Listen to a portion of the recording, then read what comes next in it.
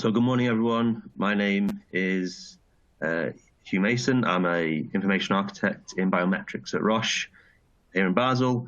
And at the Fuse EU Connect last year in Amsterdam, I presented a poster on fair data standards in the global data standards repository that we use at Roche. And so what I wanted to do today was take this opportunity to give a bit more detail, a bit more context to that poster.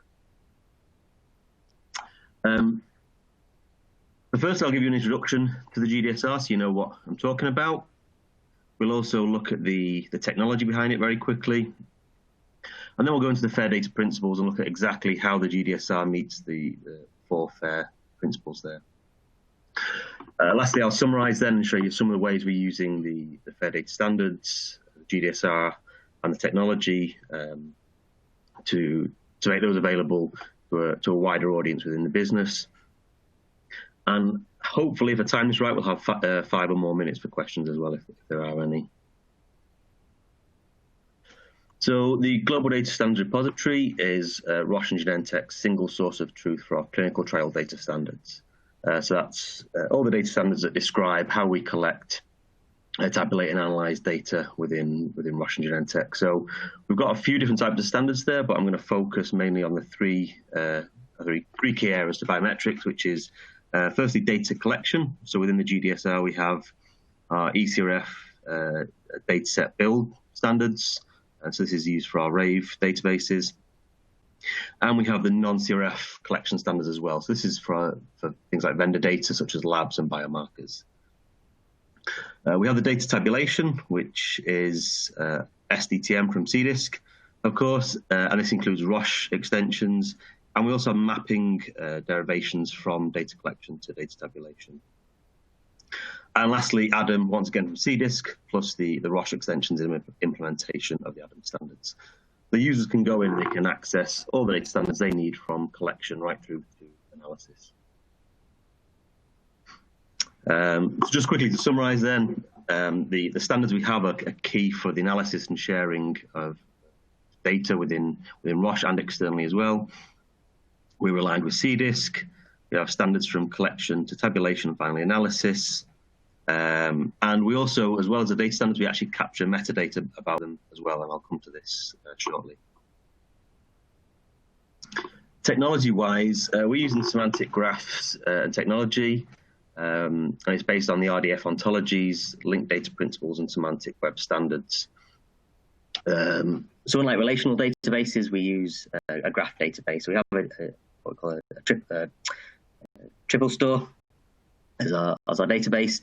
We have Java engines as the mid layer, and then we can expose the data standards to the end user through reports, through browsers and APIs and things like this.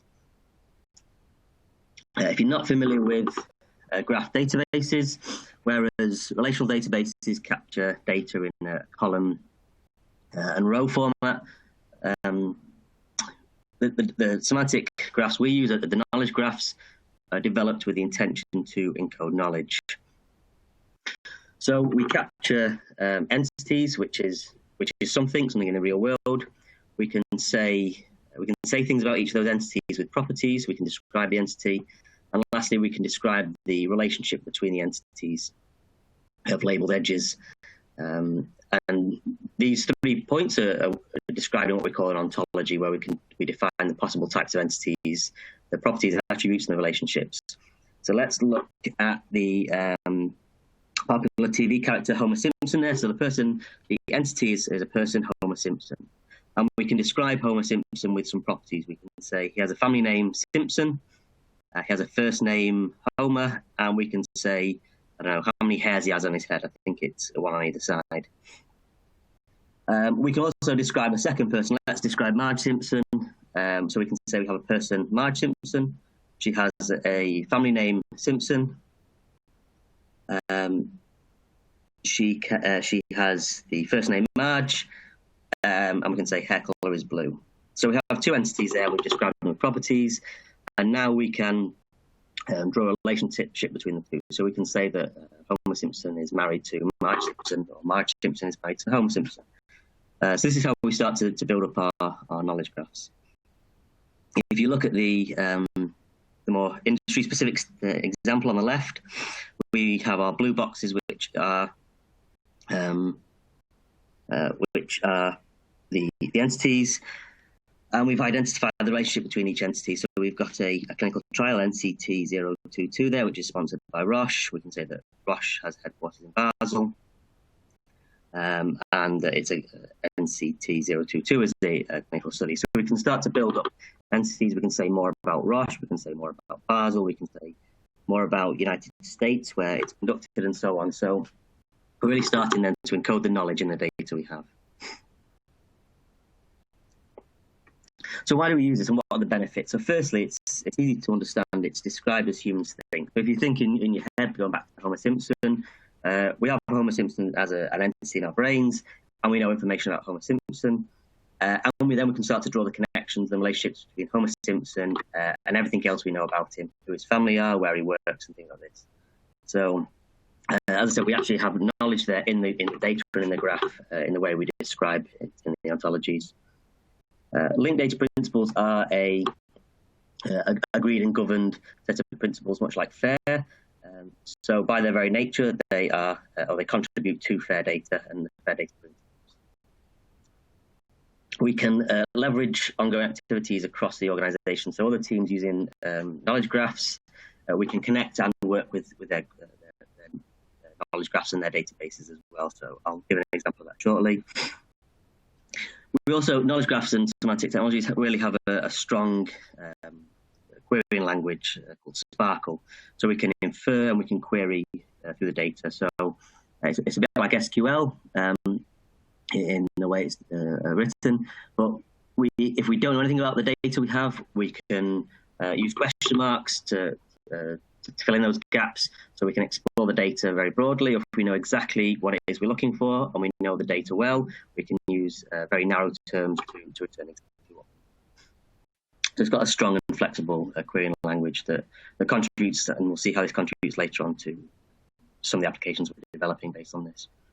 And lastly, it facilitates data integration. So it's very easy to connect decentralized but related information. So once we have a couple of knowledge graphs, we can start to draw the connections and build relationships between them. And we can also enrich our content with internal and external sources. So other companies, industries using knowledge graphs, academia using knowledge graphs can easily be incorporated with other semantic databases. And so to demonstrate that, then you can see we've got our blue example on the left. And what we've done is, in this example, we have a team in Roche who are maintaining geographical information in green there, and a completely separate team in Roche maintaining molecule information. So we can start to connect these three knowledge graph databases and build relationships between the nodes. So we can obviously say that our clinical trial, NGF011, is conducted in Poland and the United States. And we can start to say more about Poland. We can say it's in EU or in Europe. And we can say what other countries are in Europe. And we can start to build up a far greater robust data set based on this connected data. And of course, then we can pull in the molecule information, its formulation. So with this wide set of data, we can query and we can say, show me all the clinical trials that have been conducted in Germany, for example, and return that information. So that was very quickly what I wanted to go through on knowledge graph and semantics. If you're interested and want to know more, please send me an email or LinkedIn or reach out. I'm happy to go into more detail. Hopefully the introduction I gave was enough to set the scene for today. Olga's already given us a good introduction to FAIR, but as I was first up, I thought maybe I'd touch on it as well. Hopefully everyone's an expert, or if not an expert, they're familiar with the FAIR principles. But if you're not, FAIR is obviously findable, accessible, interoperable, and reusable. And these aren't just buzzwords that we've come up with or someone's come up with. These are actually a full set of agreed principles and defined guiding principles with criteria of how they're met. So I won't go through every single one, but for example, for data or metadata to be findable, then we need metadata that are assigned globally unique and persistent identifiers. Data is described with rich metadata. Metadata clearly and explicitly include the identifier of data it describes, and meta and data metadata are registered or indexed in a searchable resource. You can see there's a clear criteria of, that can be applied to make sure that data and metadata is findable. And the same then for accessible, interoperable, and reusable. So then let's look at, so now we know what the FAIR principles are, we have an idea, let's have a look at how the GDSR meets those principles. And I think the key point to make then about the data standards we use in Roche and Genentech and the GDSR is interoperability. So making sure we can, that all study data is programmed to the same set of data standards means we can combine data across sites, can be read by machines, we can automate and develop our processes and programs to work on the standard data as we expect to receive it. So what I've done, on the left there, I've summarized the criteria for findable, and on the right, I've given some examples of how the GDSR meets those criteria. So let me take you through them, and we'll do this for each of the 4 principles. So firstly, we're looking for unique and persistent identifiers, rich metadata, and searchable metadata. So the GDSR, as I mentioned, uses RDF ontologies to describe our metadata and standard models. So hence, each concept identified using a URI. So a URI is a unique resource identifier. And this, for every piece of metadata, whether it be a control terminology term or code list or a lab measurement, is given an identifier. And this means that we can always find it throughout the GDSR, through its archives. It stays with it through its entire life cycle until it's retired, and then it's not used again. So, as I said, we can always identify and find the same piece of metadata using its unique identifier. In the GDSR, we have a catalog. So metadata about the models is provided by a catalog and gives users summary by publication. I'll talk about publication shortly, but as I said, we have the data standards. We also have metadata about the data standards, and we deliver a catalog to the end users.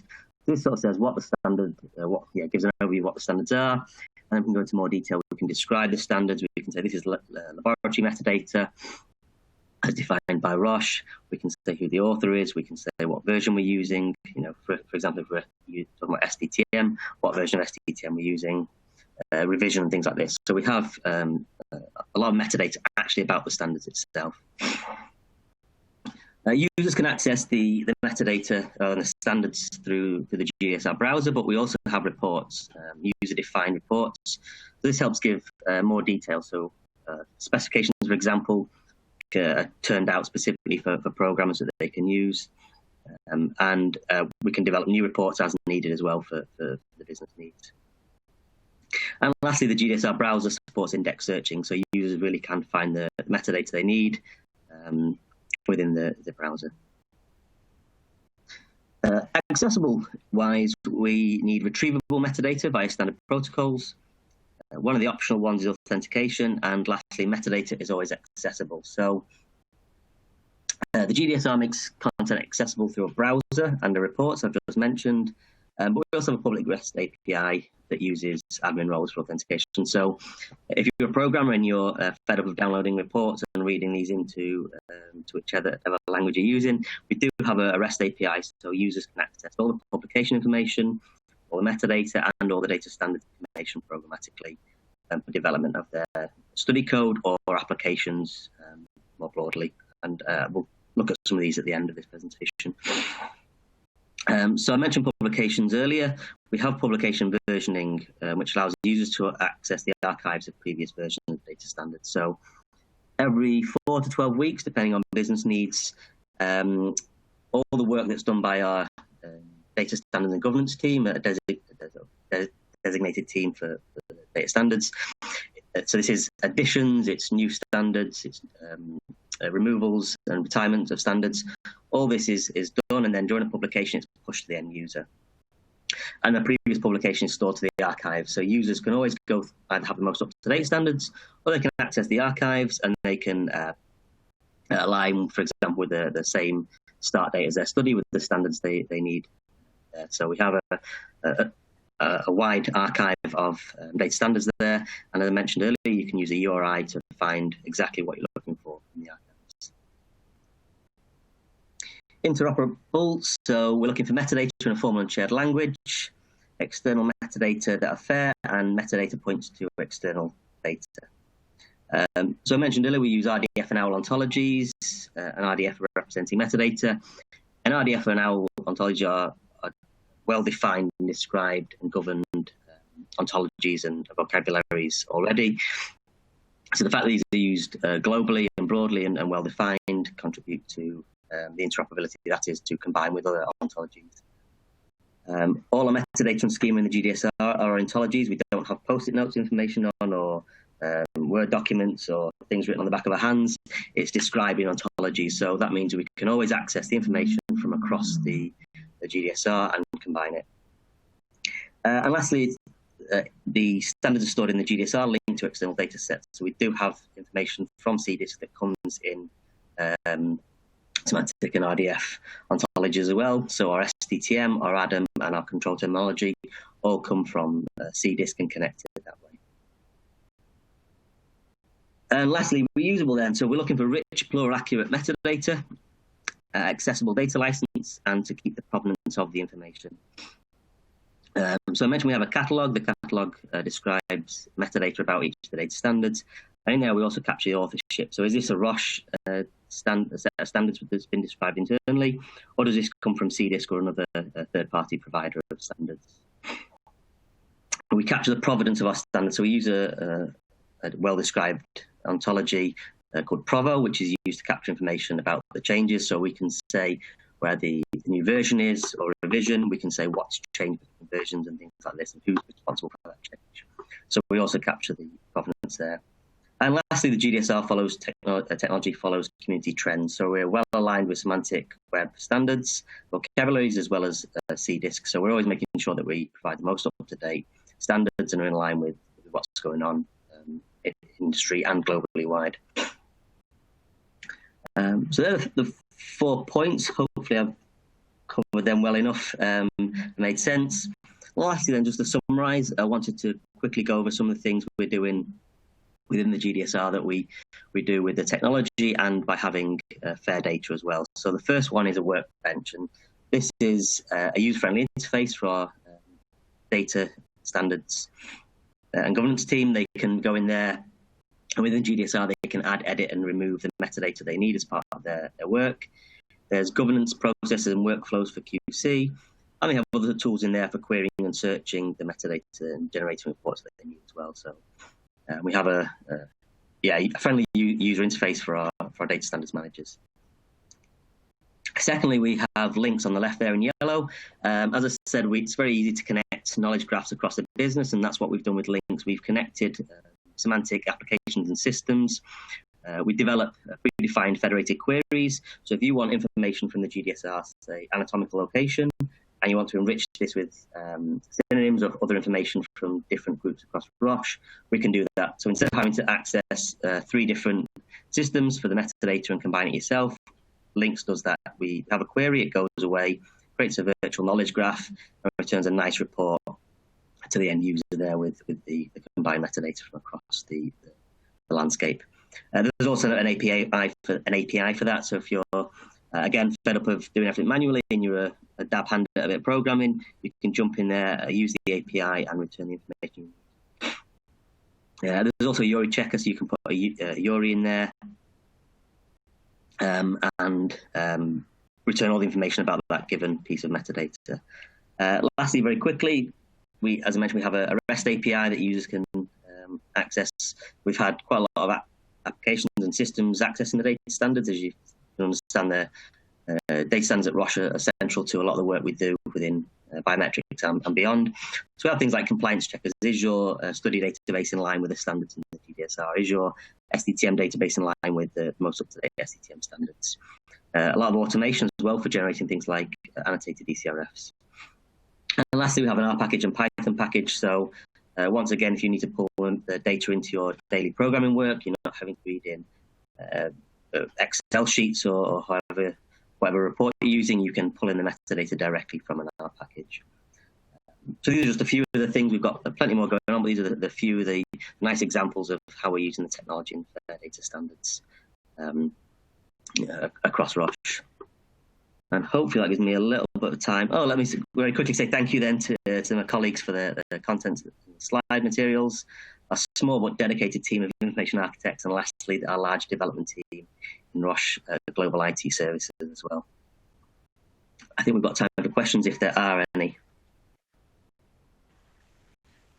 Yeah, we've not received any questions so far, so just as a reminder, if you want to submit a question, just use the Q&A box, and we can read it out loud. While people are just typing, I got a question. Do actually knowledge graphs support FAIR principles more easily than other types of storing data? Or? Not being an expert on other ways of storing data, but I can certainly say that the schema and the ontologies we use and the way we can align and connect with other knowledge graphs certainly does contribute. As I said, using RDF and OWL and ontologies are well defined and recognized and governed by their very nature are fair.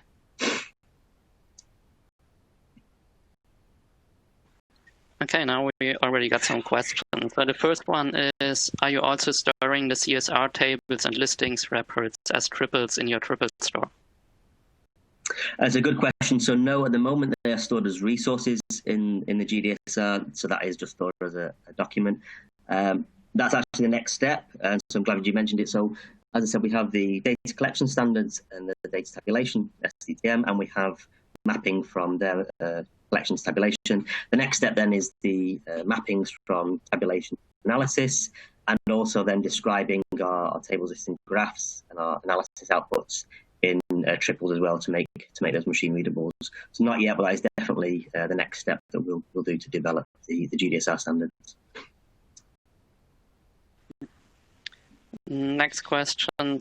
Do you have an API to GDSR from SAS, and why? So the API is accessible via SAS. I don't know if you can develop specific SAS packages, but if you know your proc HTTP or how to access APIs via SAS, then yes, it's available to program.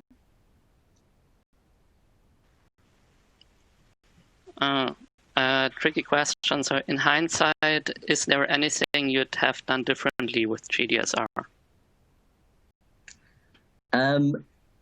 GDSR was developed a few years ago, and the technology has and is moving on. And so there's a few things we have that we're revisiting and reprogramming. So things like the browser, it works and it's useful, and I won't say there's problems with it, but we are doing POCs to look at better functionality, more efficient development of new models in the browser. So there are a few things we're working on to reprogram, but that's not to say that it's there's no regrets there or anything like this.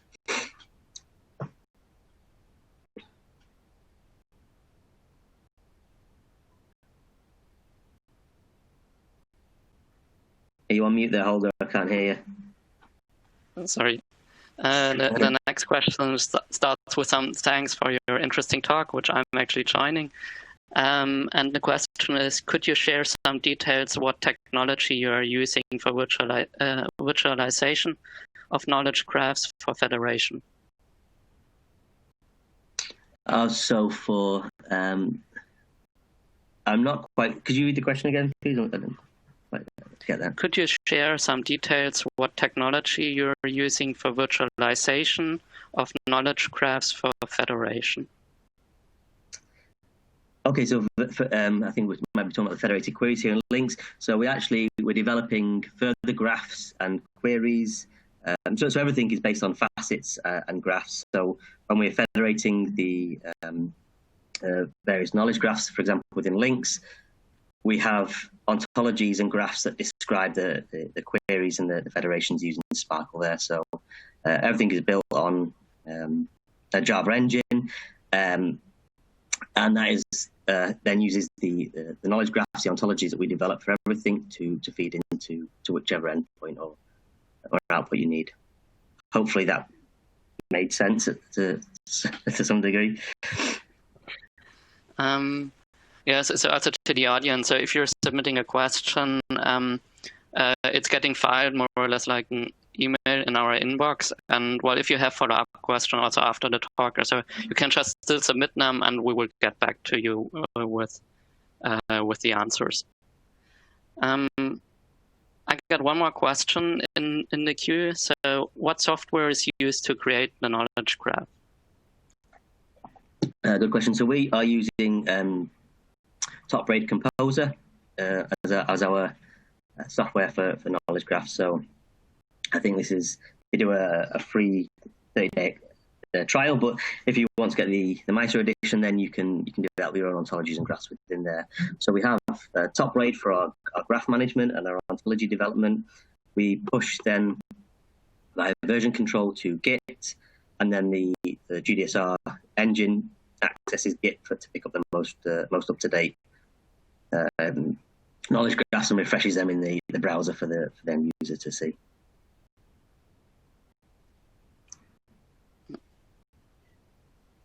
That's all the questions in